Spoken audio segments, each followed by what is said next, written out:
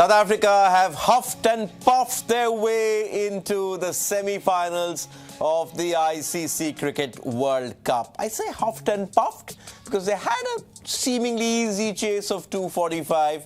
But when it's a run chase and when it involves South Africa, it's never easy. Dav Whatmore, Sri Lanka's 1996 World Cup winning coach, here with me in the studio. There was a point you felt, oh God, not again. Yeah, well, that C word did cross my mind a couple of times, but you know, at one point earlier on, I thought, oh, they'll get this quite comfortably. Then it stuttered a little bit, and then luckily for Rassie van der Dussen, he saw it home. So it was a good effort in the end by him. So when you say the C word, what are you trying to imply? Chasing or choking? 5 letters, ending in E. C-H-A-S-E. Yeah, that's true. That's the one? Yeah, that'll do. Okay, we have the match scorecard, the match summary on our screens. And Afghanistan battled hard, 244. That at that point meant that they were out because they needed to win by 438 runs or some rubbish like that. It was never realistically possible. But South Africa at one stage were cruising, but once a few wickets started to go, the wickets started to slow up, then it sort of got a bit shaky. Rassie van der Dussen, as Dav said, 76 runs for them. And what a knock from Andil Felukwayo. They didn't miss that bloke who plays at 7, someone called Marco Jansen, who were used to playing these kind of innings. Actually, I've not seen too much of Felukwayo. He's played one game, I think. Yeah. He's been taking a lot of catches for them. He's coming on as a sub-fielder. Yeah. He started off a little scratchy. Shaky, yeah, but then, gee, he can hit the ball nicely, you know. I quite like him. And maybe they've got another really good player coming up. But he's been there for a while. He has, yes. yeah, but I think he needs more opportunity, doesn't he? But in a team which has someone like Rabada, now Kudza.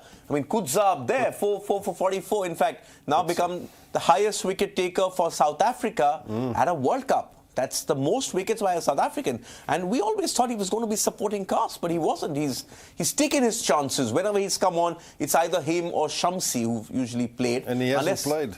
He's played on 7, I think. Yeah. Not played all matches. That's right. And getting more wickets than the great Rabada. Yeah, but Diggy, when you look at that scorecard, that summary, you know, you really feel that they should have got more, shouldn't they? Yeah, and they actually, I mean, you're the best judge for this. That innings never quite got set, did it? No. Each time it got set, wickets fell. And one felt sorry for Azmatullah Omarzai because he deserved 100. But it's a sport. You want 100? You need to go and get it yourself. You don't wait for others to get it for yourself. But when you look at the equal second top score is a guy that bats at number 8 or 9. And then, sadly, the ones who did get a start, those Ramat Shah and Gurbaz, they're the ones that, you know, didn't do the right thing by their team today. And also, this is perhaps one of the first innings in a World Cup where a team scores 200 plus and there's no 50 plus partnership stand. Yeah, that's right. And the highest was, I think, the last wicket stand, wasn't it? Yes, you're quite right. Yeah. When one guy gets a 97, you'd think somebody else would get a half century, wouldn't you? But not to be. And really, they did themselves a disservice.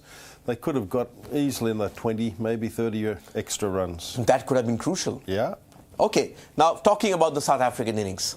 We'll talk about Rassie van der Dussen. But they're in the semi-finals of the World Cup. By my calculations, they're at 14.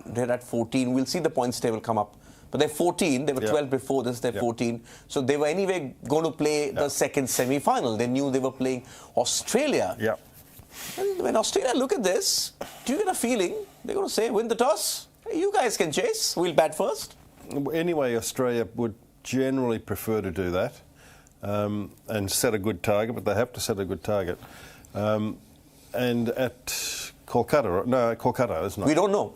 Okay, we don't know because it could still be Kolkata for India. No, we put a queue against them yesterday. Yeah, it's going to be Kolkata, Eden Gardens on Thursday. Now, depending on the pitch too, I'm not sure whether they give you a turning wicket or I'm not sure. But I don't think the Eden Garden curators mind now. There's no India playing. get whatever good wicket they can conjure up. They don't need to turn it. That the one which is going to turn is probably going to be the one in Mumbai.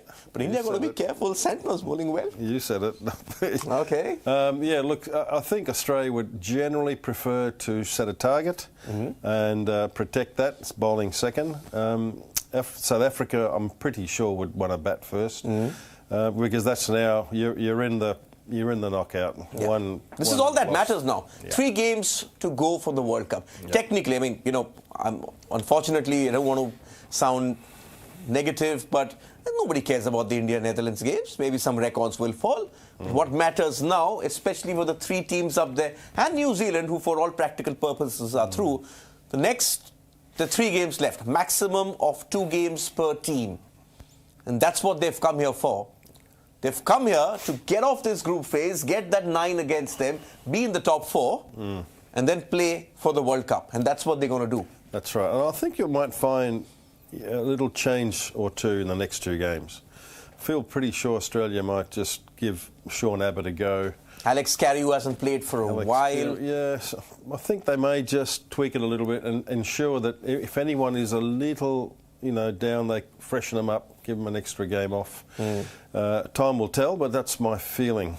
Listen, even for India, who are playing Netherlands on Sunday, you expect at least 4 changes. Yeah. We went through those changes, right? You expect at least Ishan Kishan to come in. Prasidh Krishna might get a game. Yep.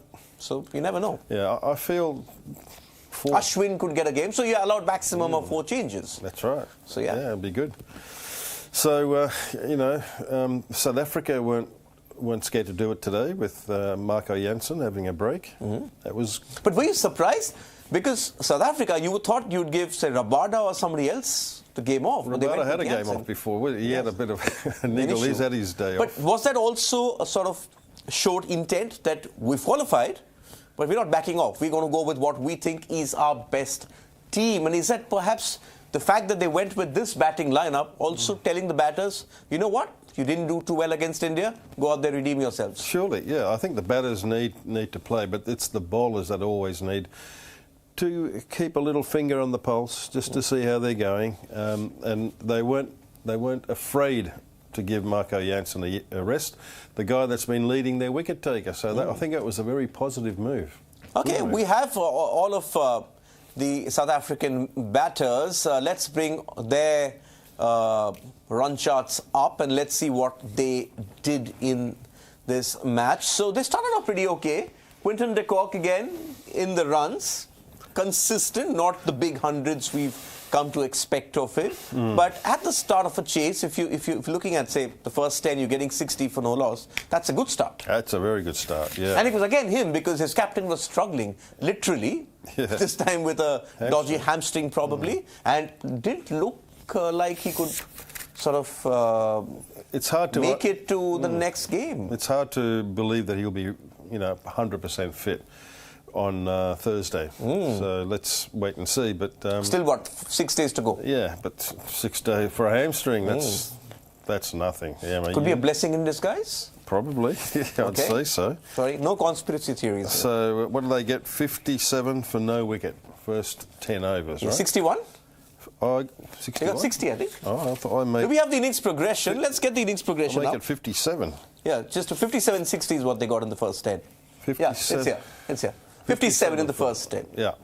And so then the wicket started to fall. That's a really good start. So, especially when you're chasing, 250? Under lights. Under lights, chasing 250. That's right. You've negated the Afghanistan bowlers, but did they miss a trick? Because they only had one fast bowler. Technically, they went spin heavy, which is what you predicted. You said play your 4 spinners. In a way, the fact that they took the game so deep was down to those 4 spinners because the wicket started to hold up. The Miller dismissal we saw, the ball sort of stopped on him. Turned. But then if you have Mujib bowled at the start and then Naveen-ul Haq, those 2. So you're suggesting maybe 65, 70? Never know. Yeah, but the thing is no wickets. No wickets in that column. I think that's the main thing. But the problem for South Africa was this, right? You can't lose so many wickets. No, especially when you're chasing. You'd like to, to finish that chase strongly, not with question marks hanging over your head. They did right at the end, finish strongly because no wickets, 55 runs. Good partnership. Good partnership, yeah, but you don't want to leave it to that too often, you know. But yeah, once you get a start, similar to the Afghanistanis, there's a couple there that should have gone on and gave it away. Okay, but when you look at this, when you look at the scorecard, when you look at this innings progression, when South Africa go back home to the hotel today, what are they telling themselves? Are they pumped up in a way like the Aussies were after the Maxwell innings? Or will they be a bit deflated, saying, you know what, we just about got over the line here? No, I wouldn't have thought that. I'd say that... Or, let me rephrase, or do you think the fact that they've got this run chase and it ultimately the scorecard says 5 wickets, that's it, oh, you know, we can chase? No, I wouldn't say that either. I think there's a you can make up your mind, Dav. Yeah, well, I'd like a chance to explain. Yeah. I think there's a middle road there, you know, that at least they've chased a score and they've chased it successfully. Secondly, yes, there were areas that we can improve on. Then there'll always be something that, you know, when you review games, you can improve on. But it won't be extremes, you know. Gee, we just got that, or, you know, we did it really easy. There's things to seriously consider and to try and, you know, again understand the principles of chasing and then go to bed. You know, try and improve every game. You just try to improve. Okay, let's look at Temba Bavuma. We were looking at his numbers before we just went back and looked at the innings progression. Let's bring up Temba Bavuma and the rest of the batters. I can already see my phone's buzzing because your questions, your comments coming in. So Temba Bavuma, 23 of 28, 3. Listen, he's not going to bat, say, 50 balls and get an 80. This is what he gives them solidity at the top. The worry for them now is if he goes off, who captains? That's easy. Who? Quinton? Markram. Okay. Yeah, he's the vice captain. He's done it before. But this guy, you know, he's got the ability to bat, isn't he? He's never convinced us, Dav, in this World Cup. Not in this tournament. Yes. But before, he's got a couple of centuries, hasn't he? Not in this tournament, though. You know, that's the thing. Why? The way he's batted is the way he sort of hobbled off. He's been hobbling through this tournament. Sluggish. He's sluggish. Yeah, yes, very sluggish. Yes. Yeah, we're real shame for him, personally. Being the captain as well, being the leader, you know, you'd like to lead by example, and it certainly hasn't happened for him, sadly. But if he's unfit, then Risa Hendricks will come and take his place, and you would think that maybe, you know, the South Africans might be in a better place. Okay, I've just been told, check my message. Okay, here we go. Rassie van der Dussen, this is what he's just said. We were happy with bowling first. We would have chased anyway. They have a quality bowling attack and we wanted to put ourselves in a tough situation. Maybe one or two things we can tweak, but happy with how the run chase went. In any chase, there has to be someone who plays an anchor. The opener set things up nicely. That's what we spoke about. Had some good partnerships in the middle and happy to get across the finish line. Sometimes when you do one thing so well, the other part is not so good. People say you're doing it badly. We are probably 50-50 when chasing, and we would like to improve that, of course, going into the semis. This is what we wanted to do. It worked out well. Kolkata was a lot drier and lower. Having played there, we know what to expect. Hopefully, if we get back here, it will presumably play pretty similar. He's already looking at the finals. Be careful with statements. How many days? 9 days to go for the final at Narendra Modi Stadium. It's going to be packed, not like a sparse crowd today, inconsequential game. Quite a few statements there. Quite a lot of things. Perhaps he was hearing us. The things we were taking them on. Yeah. No, look, he did a good job. Yeah. You know, he was the batsman that went through. Others batted around him, but he would have preferred to have had another, you know, biggish partnership, which would have made it easier to achieve the chase and a lot earlier too. Okay, but the thing about Rassie van der Dussen, we in fact have his numbers at this World Cup. Let's bring that up. And I also managed to, while we bring that up, I'm going to break it down, in fact, Dav. Let's look at his runs. Okay, he got a 67. How much did he get? 76 here? But against Sri Lanka, 100. Against Australia, 26. Netherlands, 4. England, 60. Bangladesh, 1. Pakistan, 21. New Zealand, 133.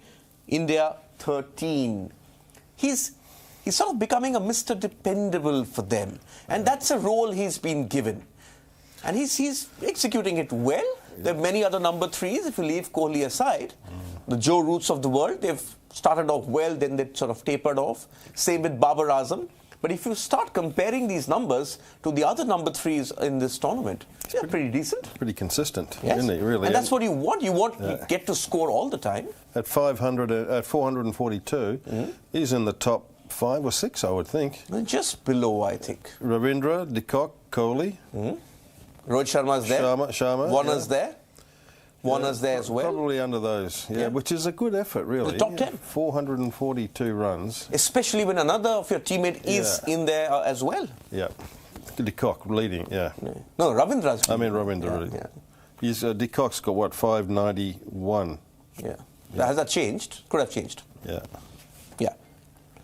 But, I mean, that tells you a story as well of the teams who have made it.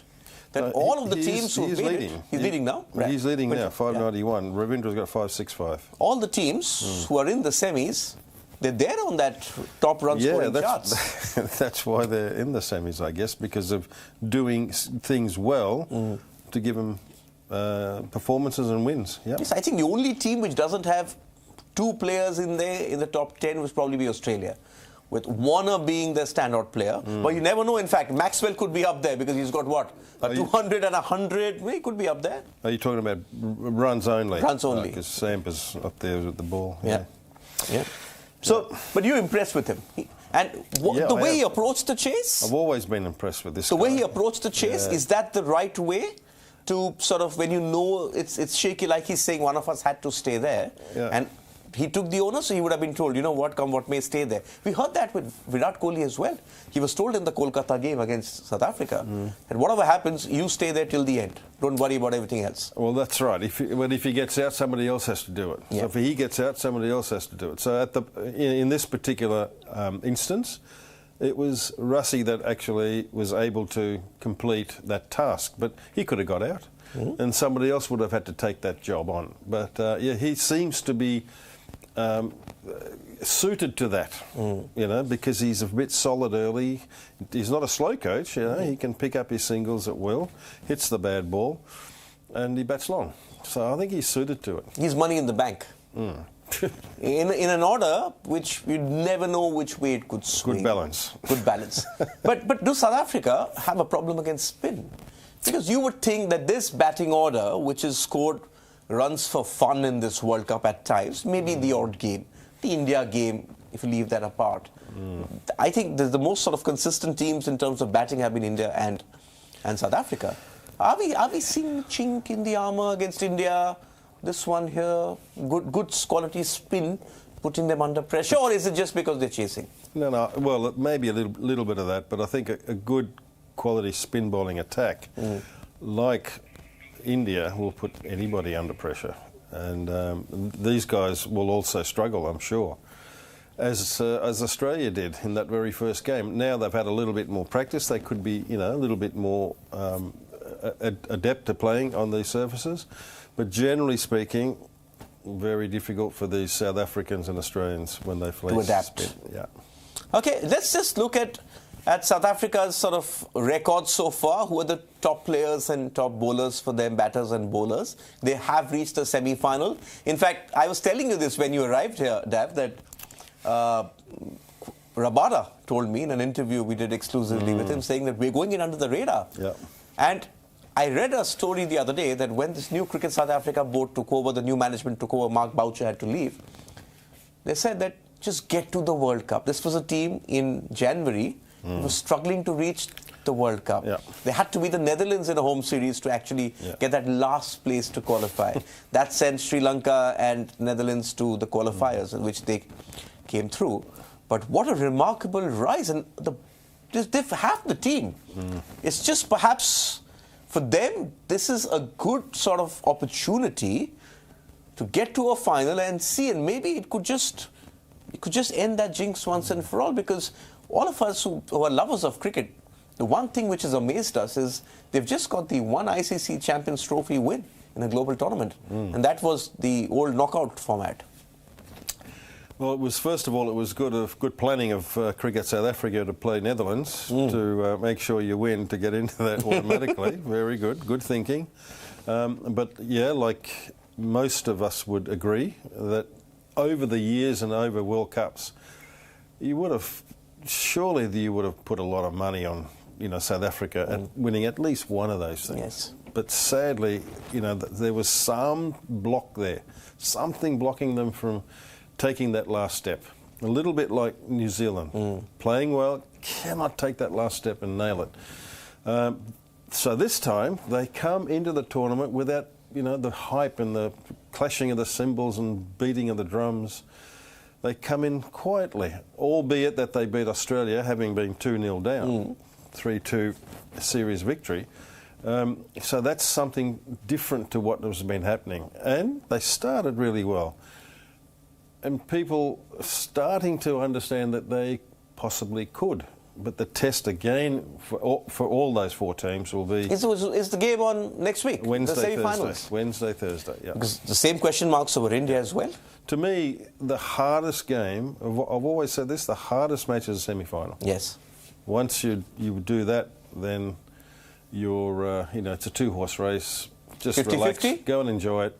Okay. Win the game. Well, you've won it, so you know. Yeah. And you've also had a defeat in a semi-final as well. Absolutely, yeah, to Australia. 2003. Yeah, in Port Elizabeth, where any place you want to play Australia, that would have been it. Lost the toss. Okay. But do you see, this is what they've done. Let's bring up their bowlers as well.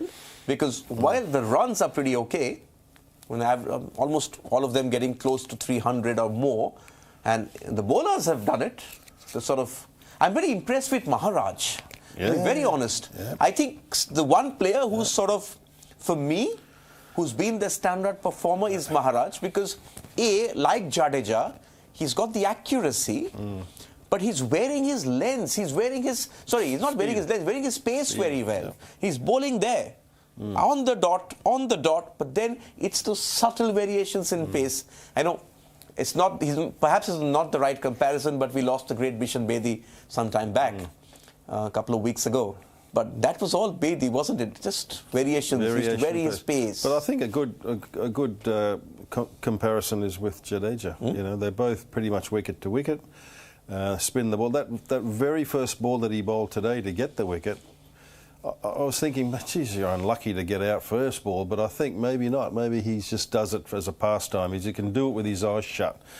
Little run up, jump, land, bowl, and it just goes straight and it turns a little bit. So he's also really impressed me, Diggy, I have to say, because he's just quietly gets the ball in his hand, runs up, and he's accurate. And he's got a bit of experience now too. Yes. In fact, if you had to choose between one, there's a team of the tournament you'll have to pick very soon. I know. And it's going to come down to either of those. One left-arm spinner. Either of those two. There's not a third, or maybe Santner. Santner is in there as well. He won them a game, Maharaj, in the Pakistan game. Santner's going the other way, though. Although he picked up another 2 wickets. He stalled there for a while, but he got 2 wickets last game. They will be the contenders. If you look at Zampa at the other end. No, I'll be picking my 11, and against each of one of those, there'll be 2 or 3 names next to it. No, you've got to pick 11 only. No, I'll do that. But, yeah, of course. But you would think that these 3 are in the race for that. Sure. Those Jadeja, Maharaj, and Santner. Okay, we've got to talk about what's happened in Sri Lanka. We'll talk about that. But let's just run through this. This is time for your comments and your questions. Kunal says... Afghanistan have played better cricket than Pakistan in this ODI World Cup. Let's bring up the points table. Perhaps that would tell us. Would you agree? Have Afghanistan played better cricket than Pakistan? Because they find themselves above Pakistan as we... No, it's the rate, sorry. It could end the similar way. Could, yeah. I don't know. Do you think Pakistan have been a bit unlucky? Think that statement is made because there's a perception that Pakistan should have done better, right? So therefore, Afghanistan was surprising people coming up to the same points as Pakistan. It probably leads people to make that sort of statement. But you've been consistently telling me, Diggy, it's not an upset. Beating England was not an upset from day one. Because you think that this Afghanistan team belongs at this level. I think as each victory came and went, it became it emerged that these guys are not, it's not an upset, you know. But I think right at the beginning, you had to have, even though they earned their right to be there, no qualification to get there. Previous World Cup, 1 win? None. None, okay, 0 wins. So they're coming into a World Cup without any wins, earned their right to be there. So I think it's fair to say right at the start, you might think a bit of an upset. But as you saw more and more, and well, they started slowly. That's what cost them. They lost to Bangladesh and then they lost to India. To be fair, they did get to 70 to 80 against India, and then they picked up from there. What I was seeing was that they were definitely improving quickly after those 2 games, and therefore towards the middle part to the end part of this series, there weren't upsets. Okay, and they're going to win more games too. Yes, in fact, Hashmatullah Shahidi is saying that going forward, we need more tests, more ODIs against the big teams. We don't want to play the Netherlands, the Omans of the world, the West Indies. Give us the big boys. That's the only way. I'm sure they'll get invitations from now on. Yeah. Okay. Suresh has a similar point. From not winning a game in 2019 to winning 4. Afghanistan team and fans are very proud of you. All of us who have watched cricket are proud of them. In fact, David Miller said yesterday that Afghanistan have brought so much joy to everyone in this World Cup. Amar has a point. He said, kudos to Afghanistan. They can be proud of themselves and they have played good cricket. They have been competitive through the tournament. They've beaten defending champions and, you won't like this. They've beaten defending champions England and minnows like Sri Lanka and Pakistan. Well, minnows in this series, that's for sure. Sri Lanka, yes. Okay. John, there was a critical juncture. In my opinion, Rashid Khan was literally unplayable. Rassie Dussen got lucky, played a hell of an innings. I think what we realize now is teams want to play out Rashid. Even Glenn Maxwell gave him the respect that day. They want to play him out and say, you know what, we can go against the other bowlers. And it was clear right in his 10th over. Yeah. When they could have changed their arm, no. They just blocked it, and then scored from the other bowlers. Okay. Preetam Mustafa says South Africa might have won it, but so much to like about Afghanistan. They're the most improved side in the world. They've got a great campaign in this World Cup. Keep it up. Totally agree. Move on. Dev Sharma, what a World Cup campaign for Afghanistan. As a new player in cricket, they have shown amazing performances, played better cricket than the so-called branded boards. They've become the second Asian team in the World Cup. So basically he's saying that if you start looking at the ranking order for Asian teams, India are up there. But it's time to start looking at Afghanistan as number 2. Isn't it? It's shifting. Pakistan's still up there, but we can begin to start discussing. But it's a cycle. It happens. It is, Sri Lanka were rock bottom. Then Bangladesh started to go up for a while, and then it's natural progression. You never know. Pakistan might, rebound quickly as well. Okay, Jay Hassan. End of Naveen ul Haq's career in ODIs at the age of 24. Very premature decision to retire. That shows the commitment these players have to their nation. That's a bit harsh, questioning his commitment. But 24, you're retiring? Yeah, I must admit I was a little surprised. Okay, test matches, fair enough. Not that they play a lot anyway. But I thought he would have had something more to offer. He must have had other reasons for it. Definitely he'll be playing a lot of the franchise leagues around the world, including T10, not just the 20-over game. But I would have thought, Afghanistan, you want to play for your country. It means so much for them simply because of what's happening back home. There's no structure. The reason they've got to play the T10s, the T20s, and that's amazing about them. They've not...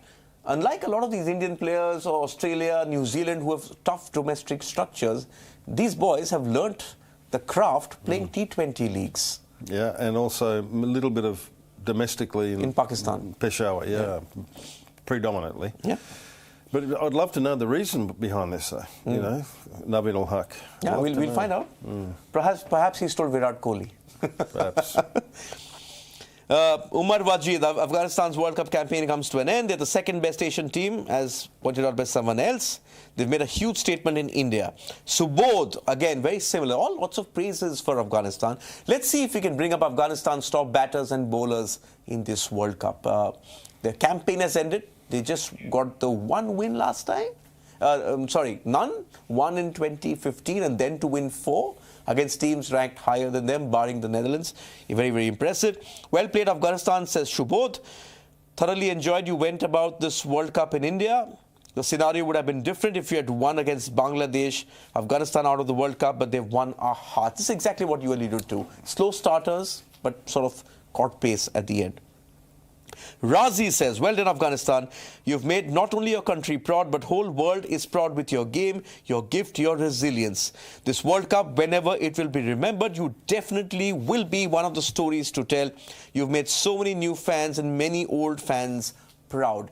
What for you, Dav, would be the defining image of Afghanistan at this World Cup? Would it be that win over England in Delhi, or the way they chased down that target against Pakistan, where we thought, you know what, 280 is going to be tough? They're both very significant wins to me.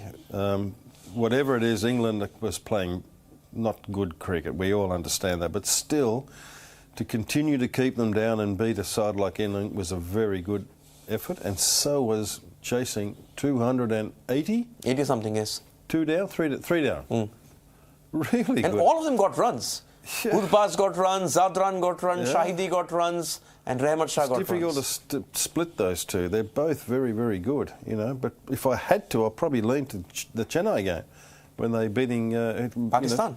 Chasing 280. Yeah, because in hindsight, we know that this English team wasn't very good. Ultimately, it was the aura back then, but perhaps that triggered their slide even more. Yeah. But and then to beat Sri Lanka again chasing, and then the Netherlands as well. And to be fair, they've put South Africa under pressure after the mauling they got from Maxwell. And that's what we spoke yesterday, that how do they sort of recover from that? They've done it twice before. They go to hammering, then they come and win the next one. Twice it's happened. Yeah. So, you know, I was fairly confident that that wouldn't affect them too much when they come up for their next match. Albeit a team that's ranked second in this World Cup, but they fought it out. They're good boys. Makaba has a point. I don't agree with the end of it. Makaba says Afghanistan has been my favourite associate team in this World Cup. It's been amazing watching them. They're not associates, mate. They're full test playing nation. They're one of the big boys right now. Don't call them associate. The only associate team at this World Cup was the Netherlands. Enam says, dear Afghan team, it's 100% proven now that you're the second best team in Asia. Your grit, determination, bravery, passion, character is way better than Pakistan, Bangladesh or Sri Lanka. We respect you, so hold your head high and go home proud. I love these words here, Dav. Grit, determination, bravery, passion, character. 5 words. Good adjectives, very good. And every team which has that can only go one way, which is up. Yeah. Do you see them challenging for a big title in the next, say, 5-6 years? Or? Yeah, that's what they need to find another good pace bowler, I think, and they're going to have to also, I think, get maybe another all-rounder that can come in, medium pace all-rounder. They've unearthed the beauty in Amazi. Omarzai. Really good boy. I think he's going to just get better and better. He'll have he's going to replace as well. Nabi's 37. Nabi won't be around for too long. No, that's right. So they've got to keep Naveen's developing. Gone as well. They've got to keep developing, and they do. They find these guys, and I'm sure they will. But they need competition. Okay. You know, a good, vibrant A-team competition. They give them opportunity, and then let them, let the cream rise to the top. Shubham Singh says, the captain, Hashmatullah Shahidi, is the perfect guy to take their cricket forward. He's very calm, very calculated, top man. He looks in charge. He looks like he's doing a good job. It looks like they respect him. Yeah. It's not exactly that dressing room. There have been many captains. Rashid's been captain.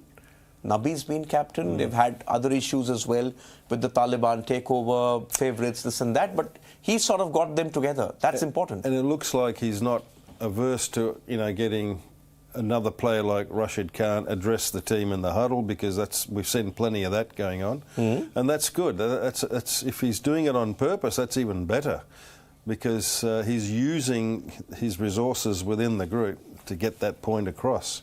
Why not? So but he looks like he's in control on the field, unlike the leader of Sri Lanka who came in. Sadly, Mendes. Kusal Mendes, who just sort of went down. Went down, yeah. Okay, there's a question here. I'm not going to tell you who the question is from. with the question saying, why is Dav Whatmore dressed like this? It looks very nice, I must say. Happy Diwali. Say Happy Diwali. Happy Diwali, everybody. And Happy Dhanteras. Yeah, Dhanteras. Yes. So we decided, okay, we're stuck here in the studio. Everyone's having fun. We should have our celebration as well. And that's why Dav Whatmore and I are wearing our finest Indian traditional wear. In fact, all across WION, all our anchors have been wearing Indian. And we're proud of being Indian. We're proud of our culture, our heritage as well. And I must say, Dav Whatmore, born in Sri Lanka, raised in Australia, played cricket for Australia, coached around the world. You're pulling that look off. Outstanding stuff. Well done, Dav. Thank you very much. Well done. And in fact, Dav has promised me that tomorrow he's going to be wearing what I'm wearing. Nehru. A Nehru jacket. Let's see. Okay. Stay tuned. Stay tuned. Wait for tomorrow. England versus Pakistan. We've already set that up. You can go on our YouTube stream and see that preview which we've done. But these are the wickets, sort of wicket takers. You wanted more in that column. And because Nabi, and he got tonked by Maxwell, and you were saying, no, don't bowl him. But Rashid emerges from this World Cup with a very enhanced reputation. But I think when you look back at this World Cup, what will stay with me are their batters. Zadran, sort of getting that 100, he's talked of very sort of highly in Afghanistan cricket around the world.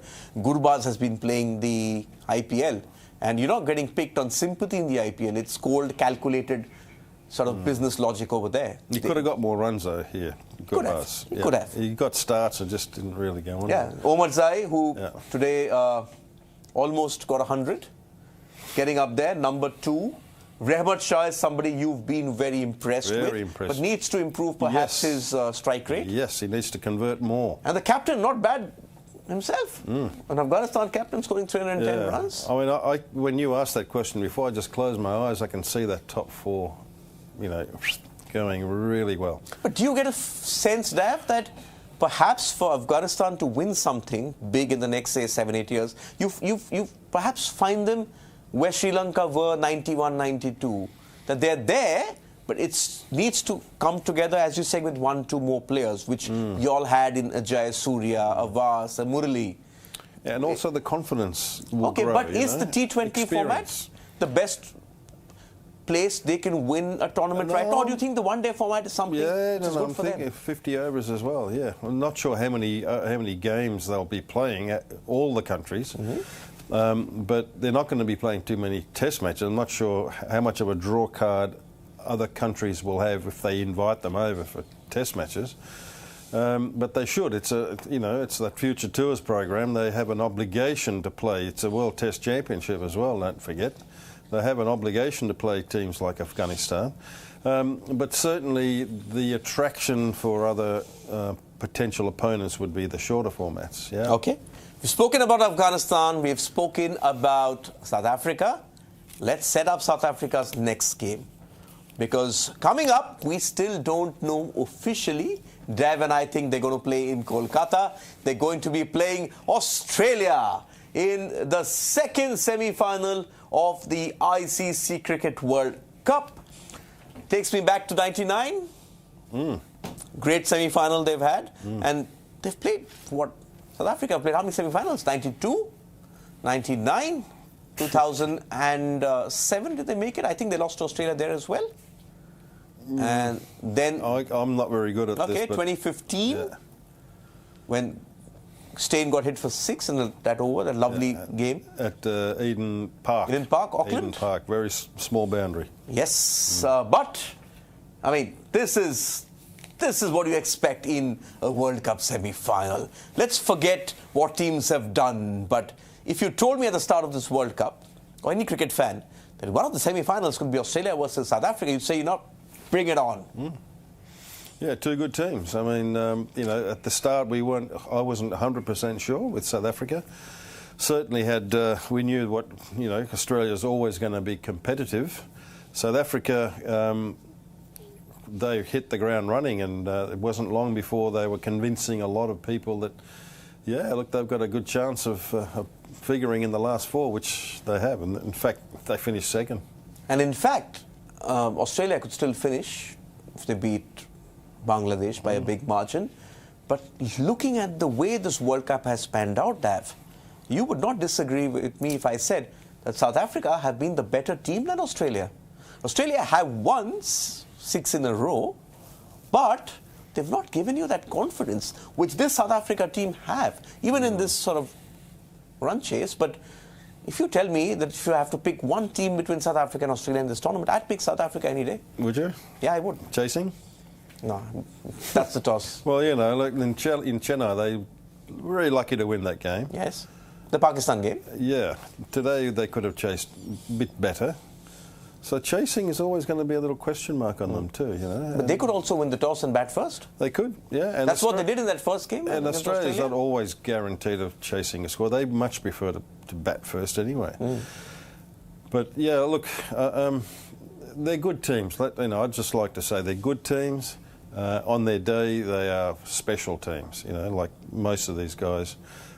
Anyway, the team's in the 4, so it'll be a very good contest. Okay, this is going to be a good contest. We'll build up more to it as we get into next week. There's another story we want to get Dav to react to.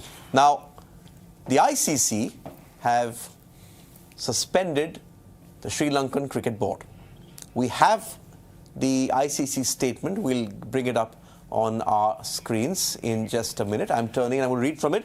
Sri Lanka Cricket is in serious breach of its obligations as a member, in particular the requirement to manage its affairs autonomously and ensure that there is no government interference in the governance, regulation and or administration of cricket in Sri Lanka. Dav, we spoke about this story a couple of days ago. And at that point, the stay order came in as well. So as things stand, Sri Lanka Cricket is still there. It's not been suspended by the government because there's a stay order in place. But how do you react to the ICC moving in so fast? So why are they suspending them if the stay order in place? The status quo is there. Yeah, there is status quo at the moment. So they shouldn't be suspended. There's no interim committee taking over. I don't think. Maybe there is, I don't know, of the very, very latest developments. No, what we know is that the sports minister suspended the cricket board, the executive board, and appointed this interim committee, a 7-member committee, 2 Supreme Court judges, your old friend Arjuna Ranatunga to head it. But then the head of the board, Mr. De Silva, is he? Shami De Silva. Shami Silva. He went to court and the Court of Appeal put a stay on it and said, status quo till the next date of hearing, which is 14 days from now, perhaps 10 days from now. So what is ICC doing this for? I'm surprised as well. Maybe that's not happened. Maybe there is an interim committee now. Somebody's overturned that. You know, I don't know the legal. No, I don't think so. I don't know the legals and all that sort of stuff. But if that's the case, then it appears as though the Sri Lankan Cricket Board is not run autonomously. It's run by the government, putting an interim committee there to handle its affairs. But there has been issues. There have been issues. A couple of months ago, there was some kind of an investigative committee which was put there by the government because technically Sri Lanka Cricket comes under the government. The sports minister has been at the loggerheads with Sri Lanka Cricket. And as you've been saying, there were issues with people going to sort of have a jaunt to Australia last year for the T20, the incident with Danushka Gunatilaka, but he's gone scot-free, he's been cleared of all charges. And the questions have always been about managing the finances. Now you stay in Sri Lanka.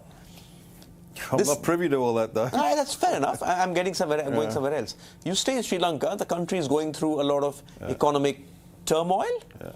So is that also a big problem? Because Sri Lanka Cricket gets a lot of money from the IC, to the tune of that 4-year cycle broadcast rights. That's $20-30 million. Yes, that's a lot of money. Absolutely. I think the main thing is the team is not doing well. There always seems to be some problem or another when the team's doing really badly. And, you know, they're rock bottom at the moment. And there's been a lot of demonstrations outside the cricket board offices in the last few days, and when they were knocked out of that T20 tournament in Australia, also, it's not a good thing. So, and then you got that opening batsman who did the wrong thing, and he was put in jail for nearly 12 months, and he's since been acquitted. And then that sort of raises eyebrows, and then there's always been a long-standing accusation from Arjuna Ranatunga about the Shami Silver and the committee, misappropriating funds for whatever that is. Shami Silver's sued him for 4 billion rupees for defamation, but that's sort of, stagnating at the moment. So there's been a number of years of, fighting going on. What bothers me, and I'll give you an Indian example. So Indian cricket also has its politics. Board politics in India is perhaps even central ministers have got involved. Sharad Pawar, who became ICC chief, he lost an election, came back the next year, won it. You had Srinivasan there, who then went on to become the ICC chief, N. Srinivasan. Then Shashank Manohar and Srinivasan came together to take down Dalmia. Then they all came together. So it's a revolving door. It's a merry-go-round. But Indian cricket never suffered. The structure of Indian cricket remains robust. It throws up multiple players. Today, just look at it. Shubman Gill, next big talent up there. Surya Kumar Yadav has actually played 70-80 Ranji games for Mumbai. And now he's known for being Mr. 360, but he's played more games perhaps for Mumbai in Ranji Trophy. So why can't other countries sort of understand that? Well, that you've got, even Pakistan have the same problem. They've got a board which changes all the time. You told me about Bangladesh, political interference there as well. The Indian board has political interference as well, but the cricket's not suffering. In Sri Lanka, sadly, the amount of clubs that have got first-class status is swelled into way too many. And that's been diluting the competition as such. To make it a strong, vibrant, healthy competition, you need a smaller amount of teams. India's got so much of a population, the pool is so much bigger that they've got a number of first-class teams, which is really good. I'm working in that system, I know. It's working really well. Sri Lanka can't. Because now they've got so many teams, you've got people like, Mahela and Sangakkara strongly suggesting you've got to have another set of competition like Australia in the Sheffield Shield competition, so you can pick the best in 4 and have them play each other, and then performances from that should be going into the national team. Whereas for years before this swelled up, they were producing really good players, and sadly, money's also had to be spent for resources to build up, all these other clubs. And it's just spread too thin. They're trying to bring it back again now. But, the strength of your national team is directly related to the strength of your domestic competition. It's a shame. Yeah. It's an absolute shame. We've seen that problem with Pakistan as well, where too much is changing. But I think the teams which have been consistent, England, for the longest time, have a very consistent structure. Australia always have a consistent structure. What, 6 teams? 6 teams? 6 teams. We play each other twice, one home, one away, 10 first-class games a year. That's it. Okay. New Zealand, again, very limited teams. Very good. Yeah. South Africa, again, limited teams. India, obviously, but India has the population. Yep. And the problem in Pakistan is these banks play and the airlines play. That was cut off, now they're back again. There's too much happening. So message to cricket boards, sort out your domestic structure. The cricket will take care of itself and the politics.